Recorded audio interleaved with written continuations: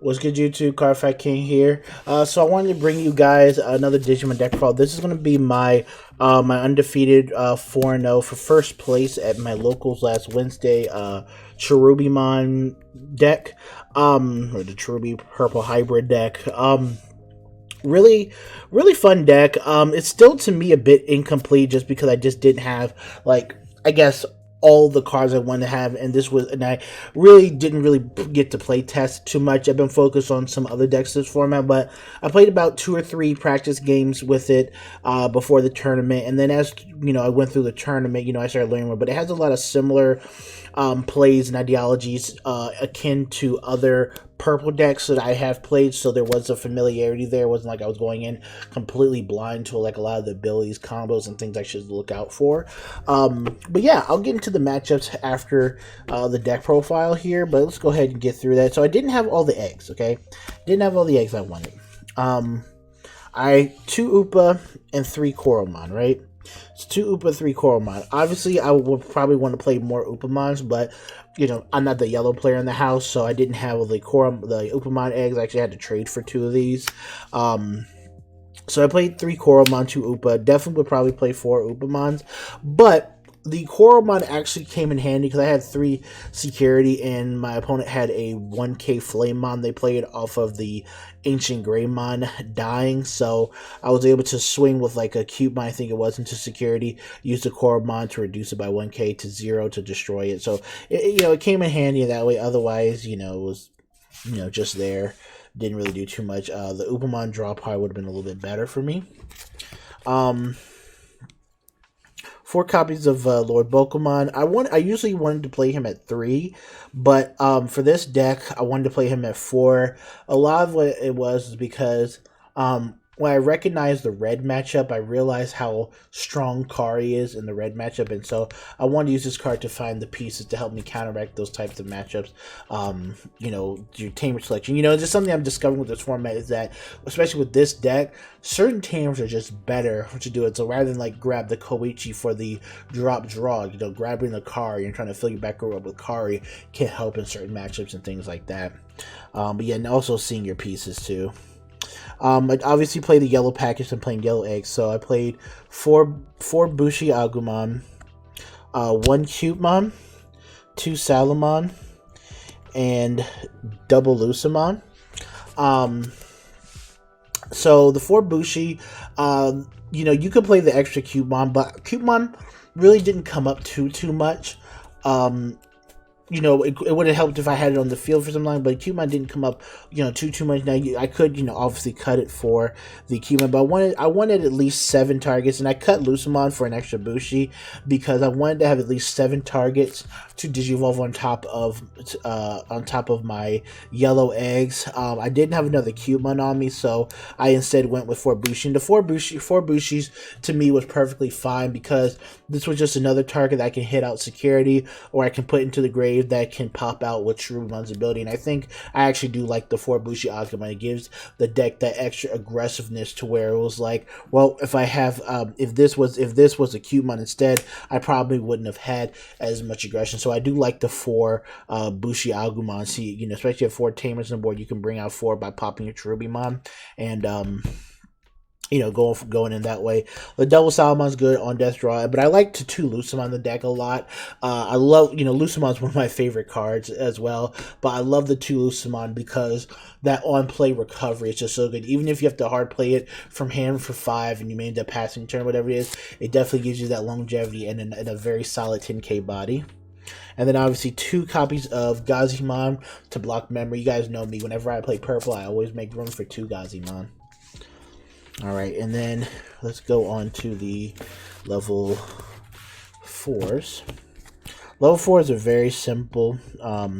4 copies of Loimon, he's our purple Lobomon, and 4 copies of Kaiser Leo, he is our other purple Lobomon when you digivolve him on top of a Tamer for 2, but he gets retaliation when he digivolves over a Koichi, or if there's a hybrid in the Digivolution cards when he digivolves. So like when you digivolve on top of another Loemon.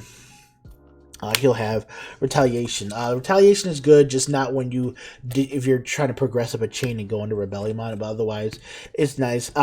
This card allows us to, since no one's really playing blockers this format, this allows us to, easily go into something, swing on like a big problematic mega that's in rest mode, so we can knock it out, and then if we have the Koichi, we can gain the memory back, whatever it is. So I do like it. I think retaliation definitely has a place this format. Again, since there's a lack of blockers, a lot more of these megas are more vulnerable to retaliation tactics. And then level 7s, I played 2 copies of Rebellion and 4 copies of Rigimon. Honestly, I like this lineup. It's nice, solid, 6 level 6s. The Rebellion, I wasn't too high on him at first, but he did come in handy to stave, an attack. An opponent prevents like red or something like that from going into like Ancient Greymon. So sometimes they may like leave out there. Leave out their Agunimons and whatnot, and it was nice. Plus, I think the other thing I like about him more so than his retaliation is the discard part, because sometimes you're holding an extra you're holding an extra rook in your hand, you're holding like a Bushiagumon hand, even a Lucamon, whatever it is, and so the discard can put that into the trash. So then during like the next turn or the same turn, you can go into a Cherubimon, grab a Tamer, pop something. Oh yeah, and also can discard a Tamer too if you need that, so you can combo it with the Cherubimon. But yeah, so the discard is really nice. You could argue for running 3 in the deck, but I liked it. I liked it at 2. Saw it when I need to see it. And then 4 copies of Rigimon. He's the hybrid of the deck. I really like this card too. When it dies and it has a hybrid in its traits, or in the stack, then you get to play a purple Tamer without paying the memory cost of it. So what this comes with is Mat. There's a lot of different combos you can do with Mat. Like you can Digivolve up the chain. You can swing with this. If it dies, then you go into a Mat.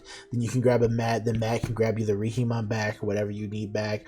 Or if you hit this with Call to Darkness, you can return like both the hybrids, play out the Mat, and the Mat can grab something else. You can grab 3 cards instead of just 2 cards. So there's a lot of different combos you can do with Rigimon, just depending on the situation. And then I played 3 copies of Cherubimon. I want to play a 4th copy of Cherubimon.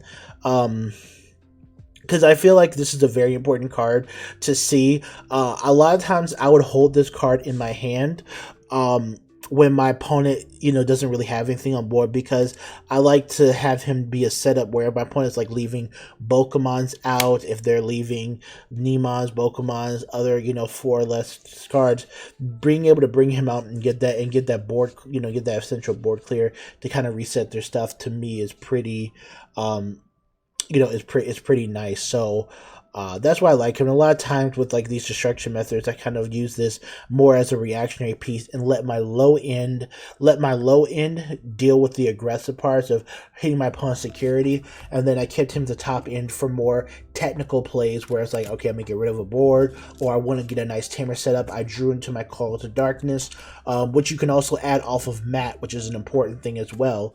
So I drew into my Call to Darkness, so that means going up into him, giving my opponent some memory back, but knowing that on the backswing, this guy is really nice. So yeah, but I wanted to kind of go to 4 Cherubimon because I wanted to see him, but I played 3. And then on to the Tamers. Played 4 copies of Koichi, Kimura. He's the main Tamer of the deck. Draw 1, trash 1. So basically a Labramon, that's a Tamer, and on deletion gain a memory. Played 3 copies of Mat Ashita. Mat Ashita actually is very, very good in this deck. A lot of it is because of Rigimon being able to play him from the trash skin, so you can do like kind of like a little loop recycling thing here. But just, a memory setter Tamer, I feel like their value is so much better now, and even just playing them out, giving your opponent like 3 memory, whatever, is kind of worth it. You want to be at 3 memory when you start off. And I've always said this about Purple: if Purple can start at 3 memory every turn, then you have so much that you can do with the 3 memory, especially because a lot of our really good boss cards are 4 cost, which is, it's kind of weird, but a lot of our good boss cards are 4 cost, so they're going to end up passing turn anyway. So if I'm past the turn, I'd rather Digivolve for 4, choke at 1, than be stuck at 1, Digivolve for 4 with my powerful boss monster, but give them 3 back. You understand? So it's just the things like that, just based upon my history as a purple player. And 3 mat definitely works really well in this deck. 3 copies of Kari Kamiya. She was honestly the MVP of the tournament. Against red, really good, because a lot of their players require them to, their Digivolving, their swing, drop the Ancient Gray, pay 2 to do that.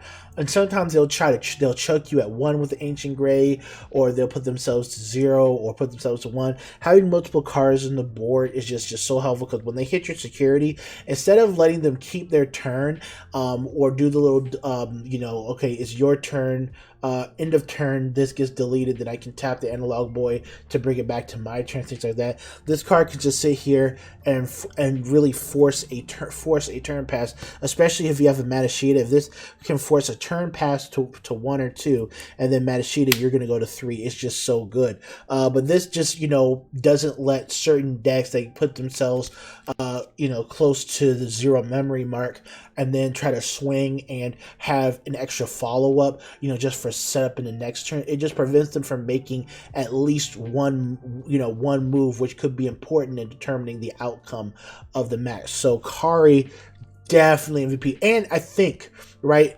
Kari is better in this version of the deck than what I had in the pure purple version of it, which you didn't see because it just didn't really work out too well. But that's because of cards like Lucimon and like Salamon. Because this deck has Kari only works as long as you have security, and this deck's ability to be able to get recovery off and stuff like that really lets Kari shine a lot more, because you're able to keep up your security. Even if you go down to 0 security, all it takes is a Salamon dying, a Lucimon hitting the board, then you can recover one, so then your Kari's turn on again. So yeah. And then the last Tamer we played is 2 copies of Analog Youth. Analog Youth is like your honorary purple Tamer, I feel, because he's basically add 1, mill 2, or, if you see 3 options or 3 non-Digimon, you mill 3, whatever the case may be. Is we have Matt, so we can add our important purple options back to our hand if we need to. But yeah, Analog Boy, really good card at 2, and it's another card that you can combo as well. For the option cards, I played 2 Schwartz Lersatz.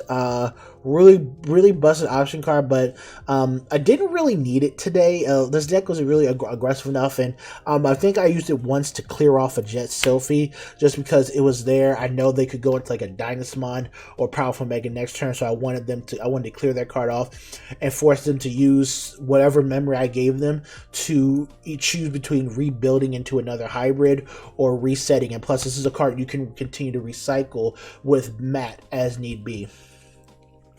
2 of my favorite option from the set, Calling from Darkness. Just an extremely strong card in this deck with Cherubimon. Being able to pop Cherubi, add 2 cards back to your hand. Cherubi pops off and plays your rookies. But then just adding 2 cards to your hand is good. And again, another card recyclable by Matt. 1 copy of Deathclaw. Again, I went with the 2-1 split between these. Deathclaw there, if it hits in security, deletes level 4, but you can play it to delete one of your own to delete level 4. So this is kind of good. Like, I actually use this to pop my Pokemon, to pop my opponent's Pokemon. So a little 1-for-1 action there. And the reason why is because I want to, do another play, but prevent them from going any further with their level 4 or getting a free Evo, so that they would have to pay more memory on their turn to do certain things.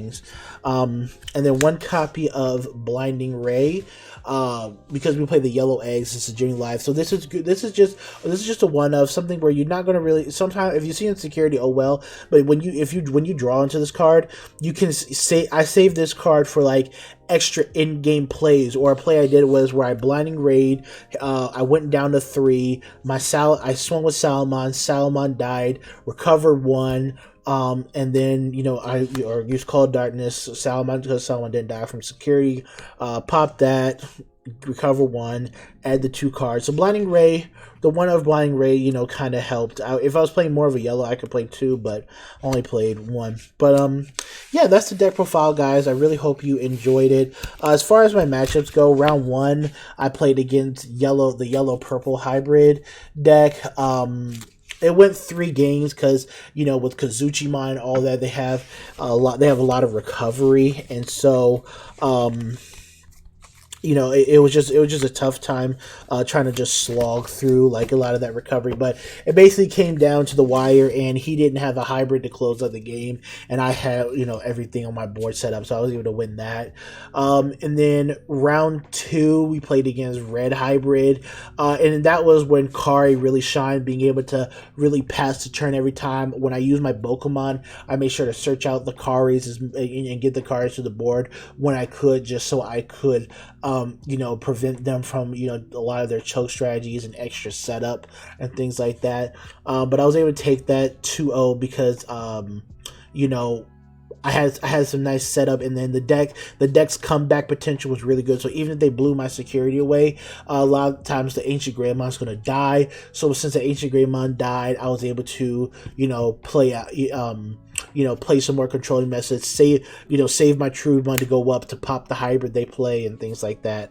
So yeah, we won that 2-0. Then round 3 played against the X Antibody deck, the Black X Antibody deck.